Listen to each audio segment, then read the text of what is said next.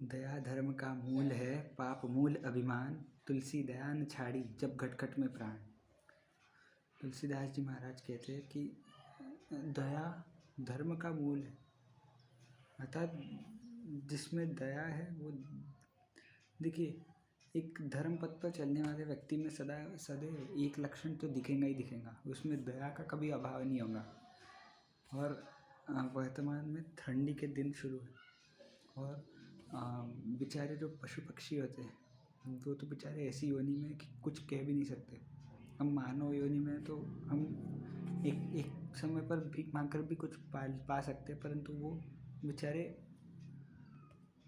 तो आप सबको ना केवल खुद का ही ख्याल रखना बल्कि जीव दया करनी है, हर जीव में शिव को देखना है।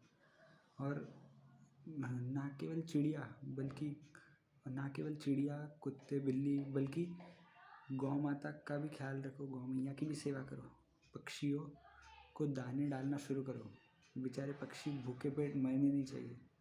हमें मानव भगवान ने इसलिए बनाया है ताकि हम हर किसी का भला कर पाए, स्वयं के साथ साथ हर किसी का भला कर पाए, इसलिए ही हम मानव योनि में हैं।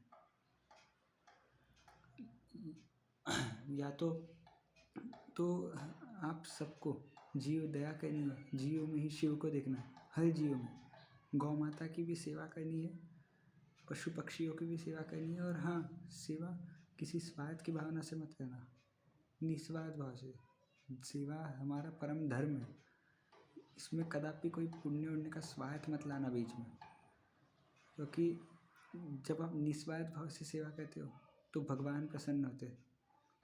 और मान लीजिए आप पुण्य उण्य के स्वार्थ से यदि कर रहे होंगे तो भगवान बोलेंगे ले पुण्य ले भाई, बस निकल। और जो पुण्य कभी किसी स्वार्थ से नहीं और निस्वार्थ भाव से जो सेवा करेगा, श्री हरि की अनन्य कृपा का वो पात्र बन जाएगा।